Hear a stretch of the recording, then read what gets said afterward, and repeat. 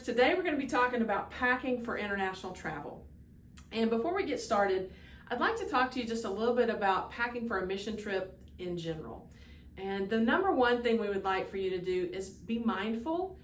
Be mindful of where you're going, because especially if you're serving in an underserved part of the world, you really don't want to show up in your best shoes and your fanciest clothes. You're going to want to try to maybe blend in a little and not be so stand out. Hey, the Americans are here. So if you could just think about things while you're packing and leave behind, all the gadgets that we surround ourselves with here in the States. Leave behind the laptop and the iPad and the Apple Watch and the Air Jordans and all the fancy stuff, and pack as simply as you possibly can. Then that's going to really communicate, because everything that you possess on your mission trip, everything that you wear, everything that you say, everything that you do is communicating. And so as you think about the things that you're taking with you, ask yourself, what does this set of clothes or these shoes communicate?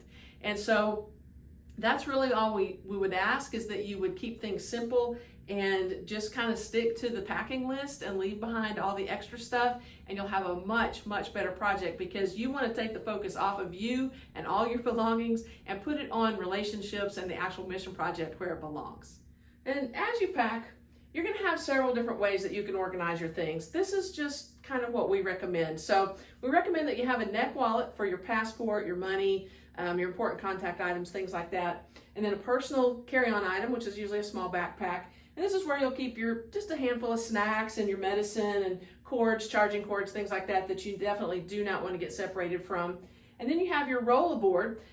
In here, you're probably going to want to put like a baseball glove or your cleats or anything that you really need for your sport that you really don't want to get separated from, but you need to understand that this may get pulled and checked whether you like it or not. So important things go in the smaller things, next in line goes in the rollerboard, and then finally you have your checked baggage. This is the big bag, and this is where all your extra snacks and your piles of extra clothes and all the things that you're going to take with you, they're all going to be here in the checked bag. And also in this checked bag, there's a good possibility that your team leader may ask you to carry over some things that we need for the actual project. And so you may be asked to carry over half a dozen uninflated basketballs or 40 or so camp t-shirts or whatever. But if you're packing the way that we've suggested, you're probably going to have plenty of space in your checked luggage that's going to go underneath the airplane to put your extra stuff in. And as you pack, also be mindful about the dimensions of your luggage, because not all airlines are created equal. You might need to do a little bit of homework to make sure that the dimensions of your bag will be in compliance with the airline, because let's just say that Delta Airlines and Air Madagascar do not have the same regulations for what you're allowed to rollerboard or check underneath the airplane. So make sure you do homework to make sure that you're in compliance with the airlines. So these are basically your packing options for international travel. And I would like to cover something that is extremely important as you're carrying over donated items, especially if you're taking things that are brand new, maybe even still in the package.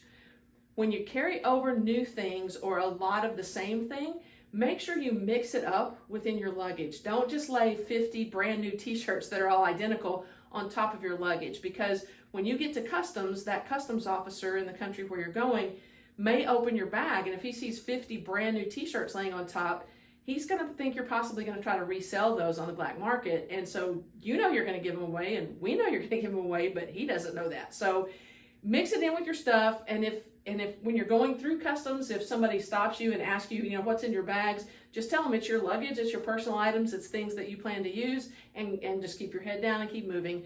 Don't draw attention to all the new things, because you may be excited that you're taking over a dozen new basketballs to give away at camp, but they're going to see that in a very different light, and they may even confiscate it as merchandise that has been undeclared. So don't draw attention to yourself. Don't draw attention to your luggage. Just keep your head down, keep moving, and tell them this is all my personal luggage.